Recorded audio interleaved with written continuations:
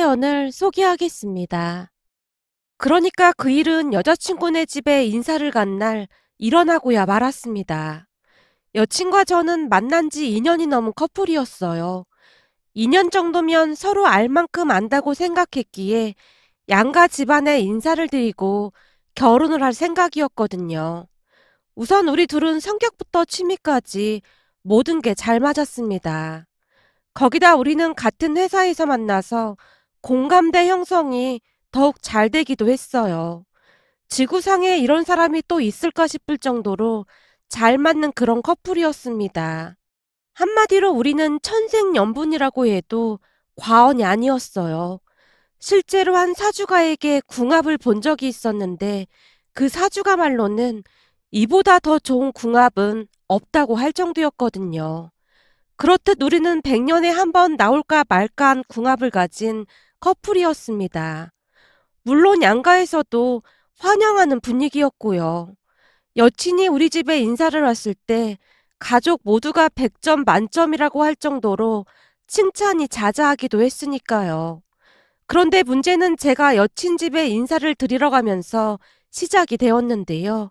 첫 인사였기에 너무나 긴장을 한 나머지 처음에는 여친 가족들 얼굴을 자세히 확인하지 못했어요. 그냥 얼핏 보는 정도였다고 해야 할까요? 그렇게 잠시 후 여친 부모님께 허리 숙여 인사를 드리고 고개를 들던 순간 여친 아버지의 얼굴을 보며 어딘지 모르게 낯이 많이 익어 보인다는 생각을 하고 있었는데요. 여친 아버지 또한 제가 낯설지 않은 모양으로 고개를 갸우뚱거리고 있었습니다. 그러다가는 여친 아버지가 제게 이름을 물었어요. 자네 이름이 어떻게 된다고 했지? 네? 제 이름은 남궁준입니다. 제가 또박또박 이름을 말하고 있었는데요. 아무래도 제 성이 조금 특이한 편이라 이름을 말할 때 또박또박 말하는 게 습관이 되어 있었거든요. 그런데 제가 이름을 말하자마자 여친 아버지가 새하얗게 질린 얼굴로 저를 빤히 바라보고 있는 게 아니겠습니까? 그때까지도 저는 이게 무슨 일인가 싶어 어리둥절해 있었는데요. 잠시 후 그 이유를 저도 알게 되었고 제 입에서 한마디가 튀어나왔어요. 혹시 김 부장님? 그래, 이제야 기억이 나는가 보네. 안녕하셨어요. 그때 당시 저는 제정신이 아니었는데요. 하필이면 그분을 여친 아버지로 만나게 될 줄 누가 알았겠습니까? 그렇게 잠시 동안 여친 아버지와 제 사이에 적막감만이 흐르고 있었는데요. 그 순간 여친이 분위기를 감지한 듯 물었어요. 왜? 혹시 둘이 아는 사이인 거야? 어떻게 아는데? 그러게. 알고 보니 우리가 아는 사이구나. 여친 아버지가 당황스러운 듯 대답을 했는데요. 여친 가족들이 놀란 표정으로 우리를 번갈아가며 바라보고 있었어요. 그러면서 예전의 기억들이 주마등처럼 스치고 지나갔습니다. 사실 여친 아버지와 저는 한 회사에서 근무를 했습니다. 대학을 졸업하자마자 나름 중견기업에 입사를 하게 되어 가족들이 다들 축하해줬어요. 저도 첫 직장이었기에 큰 기대감을 안고 출근을 했습니다. 근무를 하는 동안 일하는 것도 딱히 나쁘지 않았어요. 나름 중견기업이라 복지도 나쁘지 않았고요. 거기다 선배들도 제가 생각했던 것보다는 훨씬 좋은 사람들이었습니다. 그냥 한마디로 모든 것에 만족하고 회사를 다녔던 것 같습니다. 그런데 그 와중에 가장 큰 문제가 되는 부분이 있었는데요. 그건 바로 제가 술을 전혀 못한다는 거였습니다. 이 부분은 조상 대대로 술을 못 마셨다고 해야 할까요? 그러니까 유전자 자체가 술 해독 능력이 현저하게 떨어지는 그런 유전자를 가진 집안이었어요. 증조할아버지부터 아버지까지 술을 한 모금만 마셔도 얼굴이 시뻘개지면서 정신을 잃곤 했거든요. 그나마 저는 엄마의 유전자를 조금이나마 물려받아서 소주 한두 잔 정도는 마실 수 있는 수준이었어요. 우리 집은 이 술 때문에 에피소드도 참 많이 있었는데요. 아버지가 술을 너무나 못 마셔서 외할아버지가 결혼을 반대하기도 했답니다. 그도 그럴 수밖에 없었던 것이 외가 가족들은 다들 술을 잘 마시는 편이었거든요. 우리 엄마도 소주를 2병까지는 끄떡없이 마실 수 있는 정도이니 정말이지 극과 극이 만난 거나 다름이 없었습니다. 아버지가 외가에 첫 인사를 드리러 갔던 날 할아버지가 건네던 소주를 어쩔 수 없이 넙죽넙죽 받아 마셨다는데요. 할아버지가 자꾸만 술을 권유해서 어찌할 도리가 없었다고 하네요. 이 남자는 말이야, 술도 잘 마실 줄 알아야 하는 거야. 내가 듣자 하니 자네는 술을 잘 못 마신다고 하던데 그런 나약한 사람이 우리 딸을 잘 지켜줄 수나 있겠나? 외할아버지께서 약간은 비꼬듯 말했다는데요. 외할머니가 외할아버지를 나무라기도 했답니다. 술만 많이 마신다고 그게 남자다운 건 줄 알아? 어떻게 된 게 이놈의 집구석은 모이기만 하면 술을 말통으로 마셔대는 건지 아주 징글징글하다니까. 이 사람아, 모름지기 남자라면 술을 잘 마셔야 사회생활도 잘하는 거야. 잘 알지도 못하면서 그런 말을 하고 있어. 나만 봐도 모르겠어. 내 주변의 사람들이 아주 득실득실 되잖아.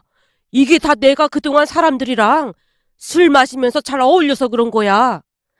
말을 하려면 똑바로 해야지. 사람들이 아니겠지. 뭐? 사람들이 아니라니. 그건 또 무슨 말이야? 사람들이 아니라 고주망탱이들이겠지. 뭐? 고주망탱이? 아니, 이 사람이 어디서 말을 그따위로 하고 있어? 내가 틀린 말 했어? 내가 오죽하면 그러겠어. 당신 주변 사람들 중에 멀쩡한 사람들을 본 적이 없으니 그러는 거지. 허구한 날 코가 새빨개져서는 해롱해롱거리는 사람들 뿐이잖아. 난 술 못 마시는 사이가 훨씬 좋으니까 뭐라고 할 생각도 하지 마. 외할머니가 외할아버지를 나무랐다고 하는데요. 뭔 소리야. 모름지기 남자라고 하면 술을 말통 정도는 마셔줘야 남자답다고 하는 거야. 라며 외할아버지께서 큰 소리를 치셨답니다. 그리고는 우리 아버지한테 술을 권했다고 하는데요. 처음 2잔까지는 곧잘 받아 마시던 아버지가 3잔째를 마시다가는 그 자리에 기절하듯 뻗었다고 합니다. 그 뒤 다음날까지 일어나지 못했고요. 그 바람에 외할아버지께서 대노하신 채 결혼을 반대했을 정도라고 했어요. 암튼 저도 소주 몇 잔만 마셔도 만취 상태가 될 정도로 술을 잘 못 마시는데요. 그런 이유로 직장 생활이 어려워질 줄 누가 알았겠습니까? 그러니까 그 사건은 전 직장을 다니던 중 회식 자리에서 발생했는데요. 전 직장 동료들의 가장 큰 고충이 회식이라고 할 정도로 다들 어마어마한 스트레스를 받고 있었어요. 회식 자리에서 부장님이 가장 큰 스트레스를 주곤 했는데요. 그 이유가 참 특이하기만 했습니다. 회식 자리에서 술을 마치 물 마시듯 마시곤 했거든요. 이건 마신다는 표현보다는 그냥 들이붓는다는 표현이 더 잘 어울릴 것 같네요. 소주와 맥주를 섞어 만든 소맥을 원샷해야만 했거든요. 문제는 부장님 당신만 그렇게 마시면 그토록 스트레스를 받지는 않았을 텐데 회사 직원들에게 강제로 권유를 한다는 게 문제였습니다. 직원들에게 소맥을 따라준 다음 순서대로 마시게 했거든요. 그러다가 술을 미처 다 마시지 못하는 직원이 발생을 하면 부장님이 앉은 자리에서 젓가락으로 테이블을 마구마구 두드리다가는 나중에는 벌떡 일어나서 큰 목소리로 가곡인 선구자를 불렀어요. 처음 회식 자리에서 그 모습에 어찌나 놀랐던지 어리둥절할 수밖에 없었는데요. 우리 테이블만 있었던 것도 아니었고 다른 테이블에도 사람들이 많이 있었음에도 아무런 상관도 하지 않고는 직원이 술을 다 마실 때까지 부장님이 큰 목소리로 노래를 부르곤 했습니다. 부장님이 한두 번 그랬던 것이 아니었던지라 회식 자리에서 부장님이 벌떡 일어나기만 하면 직원들이 다들 안절부절 못하고 있었고요. 이 부분에서 진짜 신기했던 것이 있었는데요. 부장님이 그토록 큰 소리로 선구자를 불렀다고 하는데 그동안 단 한 번도 큰 문제가 일어나지 않았다고 하네요. 암튼 원샷을 하지 않으면 부장님이 자리에서 일어나서 가곡을 부르곤 했으니 제 입장에서는 보통 불편한 일이 아니었어요. 더군다나 저는 술을 잘 못 마시는 사람이었기에 시간이 가면 갈수록 그 스트레스가 극에 달했고요. 그도 그럴 수밖에 없었던 것이 저는 회식을 하기만 하면 동료 직원 등에 업힌 채 택시를 타고 집으로 가야만 했거든요. 일을 잘못해서 혼나는 거라면 참고 배우려고 노력했겠지만 이 술이라는 건 제가 극복하기에는 너무나 어려운 존재였다고 해야 할까요? 입사를 한 뒤 그 술로 인해 하루하루 살이 빠지다 못해 삐쩍 말라갔거든요. 그러던 어느 날 그 사건이 일어나고야 말았습니다. 그날도 회식이 있어서 다들 한 횟집에 모여 있었는데요. 역시나 부장님이 술을 연거푸 들이키는 것 같더니만 마치 술 마시기 대회를 하듯 술을 마시게 했어요. 그때쯤 저는 부장님 눈밖에 나 있던 상황이라 더욱 저를 공격했던 게 아닌가 싶었습니다. 암튼 부장님이 계속해서 소맥을 돌리고 있었는데요. 그날따라 이상하게 술이 잘 받는다는 생각이 드는 게 아니겠어요? 태어나서 처음 경험해본 그런 느낌이었다고 해야 할까요? 아마도 그래서 평소보다 술을 더 많이 마셨던 것 같습니다. 그 모습에 부장님이 외쳤고요. 오, 우리 땅공준이가 이제 회사에 적응을 하는 모양이네. 오늘은 내 맘에 아주 쏙 드는구만. 이럴 때일수록 더 달려보자고. 부장님의 들뜬 목소리가 횟집을 가득 메웠어요. 그렇게 술을 몇 잔 더 마셨던 것 같은데 잠시 후 제가 완전 술에 취해 정신줄을 놓고야 말았습니다. 그리곤 상상을 초월할 만한 일이 일어났습니다. 지금부터는 동료 직원의 말을 토대로 글을 작성해 보도록 하겠습니다. 친한 동료 말에 의하면 제가 소맥을 마실 차례가 되었다는데요. 제가 갑자기 젓가락으로 테이블을 마구마구 두드리더랍니다. 그 모습은 마치 손에 모터가 달린 듯한 그런 모습이었다는데요.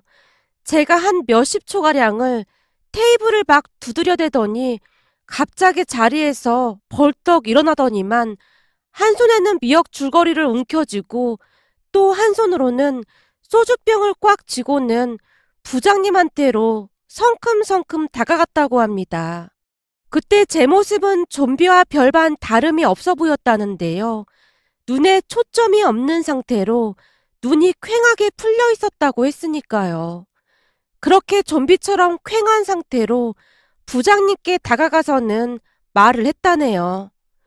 어이, 대물 독설이 이렇게 술을 처음 마셔도 되니까 머리카락이 다 빠지고 하나도 없지. 근데 이상하게 땅이 왜 이렇게 움직이는 거야? 자, 내가 머리 좀 심어줄게. 미역 줄거리를 요렇게 붙여놓으니까 이제 좀 사람 같네. 아이고, 그새 미역 줄거리가 좀 말랐네. 이거 물 좀 줘야겠네. 라며 소주를 김 부장 머리 위에 냅다 들이붓기 시작했다는데요. 야, 너 뭐 하는 거야? 김 과장, 남궁준이 이거 미친 거 아니야? 김 부장, 미치긴 누가 미쳐. 그리고 다들 술 마시기 싫다잖아. 술 마시려면 혼자 곱게 처먹든지 하지. 왜 싫다는 사람들 억지로 마시게 하냔 말이야. 다들 스트레스 받는다고 하잖아. 제 목소리가 어찌나 컸던지 옆 테이블 사람들조차도 바라볼 정도였다고 합니다. 결국 친한 동료 한 사람이 저를 억지로 끌어내려고 했다는데요. 잠깐만 기다려봐. 내가 할 말 있다잖아. 이것 좀 놔보랄까? 다들 대머리 독수리한테 불만 많잖아. 근데 왜 참냔 말이야. 그렇게 고래고래 소리를 지르다가는 끌려 나오다시피 했다네요. 그렇게 부장님은 소주간이 잔뜩 뺀 미역 줄거리를 머리에 잔뜩 뒤집어 쓴 채 큰 충격을 받았다고 합니다. 결국 그날 회식은 초토화가 됐고 다들 슬금슬금 일어나서는 꽁지 빠지게 그곳을 빠져나갔다네요. 살면서 그런 일은 처음 겪었던 모양으로 부장님도 심각한 표정으로 택시를 잡아타고 집으로 돌아갔다고 하고요. 그렇게 다음날이 토요일이었기에 제가 한나절 자고 일어났는데요. 여기저기서 전화가 수십 통이나 걸려와 있었어요. 하지만 저는 전날 기억이 전혀 나지 않았기에 무슨 일인가 싶어 친한 동료에게 전화를 걸었는데요. 남궁준, 너 진짜 멋지더라. 어떻게 그런 말을 그렇게나 잘할 수가 있냐? 아니, 그게 무슨 말이야. 혹시 어젯밤에 무슨 일 있었던 거야? 너 설마 기억 하나도 안 나는 거야? 너 어제 완전 장난 아니었어.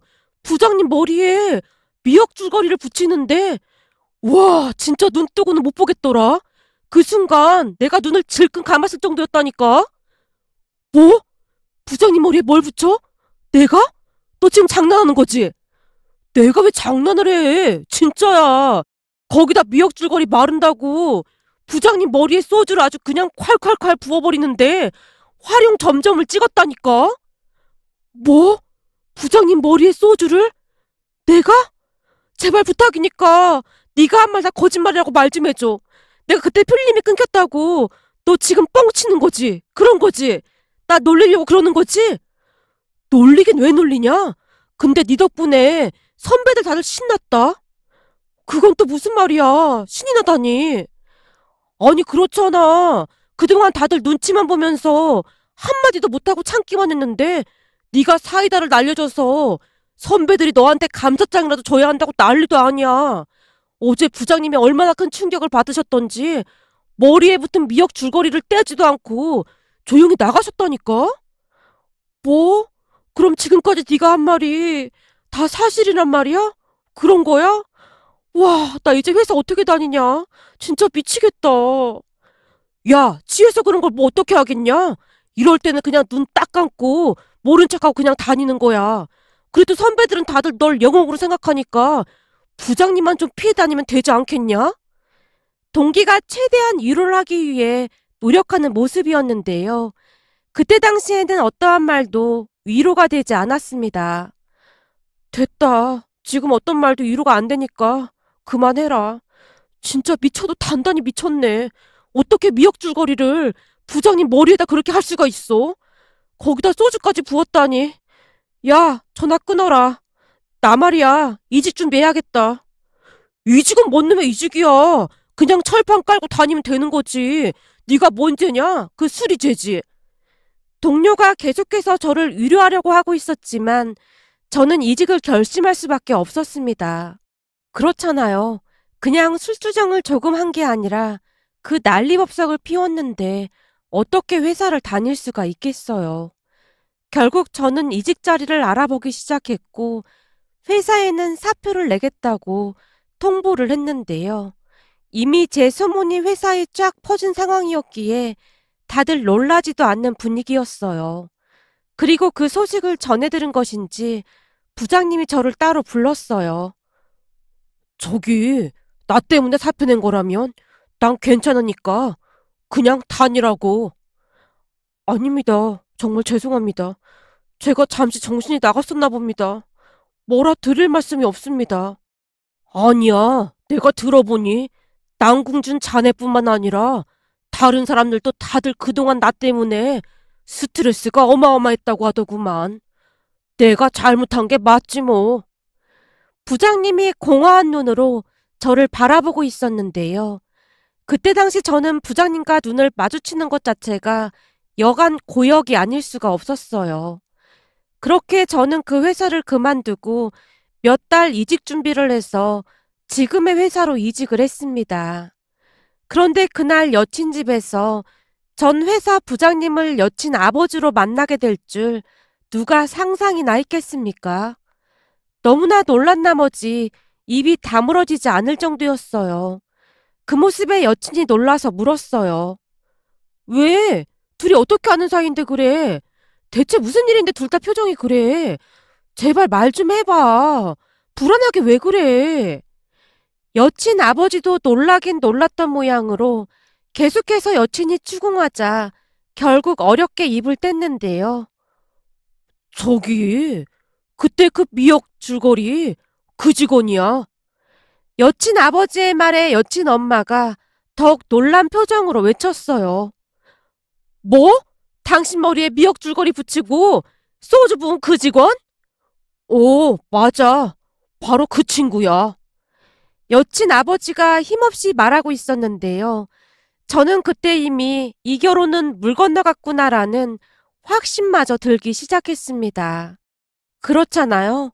다른 사람도 아니고 감히 예비 장인어른께 대머리 독수리라며 놀리고 머리를 그 지경으로 만들어놨으니 어떤 부모가 허락을 하겠습니까? 정말 죄송합니다. 제가 잘못 찾아온 것 같습니다. 결국 제가 체념한 듯 조용히 말했는데요. 제 말에 여친 어머니가 제 손을 급히 붙잡는 게 아니겠어요. 그리고는 마치 생명의 은인이라도 만난 듯 말을 했어요. 잘못 찾아오다니 그게 무슨 말이에요. 아주 잘 찾아왔구만. 세상에 어쩜 이런 인연이 다 있을까나. 내가 남궁준 씨한테 얼마나 고마워하고 있는 줄 모르죠? 네? 그게 무슨 말씀이세요? 말 그대로예요. 남궁준 씨한테 진짜 많이 감사하고 있어요. 그때 이후 우리 남편이 큰 충격을 받았던지 한동안 말 수도 없고 그랬는데 나중에는 아예 술을 딱 끊다시피 했지 뭐예요. 네? 부장님이 술을 끊으셨단 말입니까? 그렇다니까요. 그때 그 일 겪고 충격을 진짜 많이 받아서 얼마 뒤 바로 술을 끊었어요. 우리가 그렇게 술 좀 그만 마시라고 해도 들은 척도 안 하더니만 지금은 완전히 술도 끊고 건강도 많이 좋아졌어요. 이러니 우리가 인연이 아니면 누가 인연이겠어요? 라며 여친 어머니가 기가 막힌 이야기를 했는데요. 자세히 들어보니 여친 아버지가 그때 충격으로 인해 그렇게 마셔대던 술을 완전히 끊었다고 합니다. 사실 그동안 병원에서도 술을 더 마시면 위험하다고 몇 번이나 경고를 했다고 하네요. 가족들 모두 그 부분에 대해 많이 고마워하고 있었고요. 여친이 놀란 듯 제게 물었어요. 자기 그동안 전 회사가 어떤 회사인지 왜 말 안 해준 거야? 그걸 어떻게 말해. 괜시리 소문이라도 날까봐 그냥 입 꽉 다물고 있었던 것 뿐이야. 근데 이렇게 만나 뵙게 될 줄은 진짜 몰랐어. 제가 고개를 푹 숙였는데요. 그 순간 여친 어머니가 다시 말했어요. 이제 보니 우리 사위가 되려고 그랬나 보네. 세상에나 무슨 이런 인연이 다 있어. 난 무조건 합격이야. 당장 어머님 아버님께 이 기쁜 소식을 전해야겠네. 라며 여친 어머니가 어딘가로 전화를 하고 있었어요. 그리고 여친 아버지가 민망한 듯 제게 말했고요. 저기 내가 반대할 그런 입장도 아니니까 나도 찬성이긴 한데 자네 말일세. 앞으로 두 번 다시 나한테 대머리 독수리라든지 그런 말은 하면 안 되네. 나 그때 진짜 상처받았단 말이야. 그리고 내가 미역국을 엄청 좋아하는데 난 요즘 미역에는 손도 안 대고 있어. 그러니까 그것만 약속해 주게나. 아버님 정말 죄송했습니다. 앞으로 다시는 그런 말 안 하겠습니다. 아니 다시는 술을 입에도 대지 않겠습니다.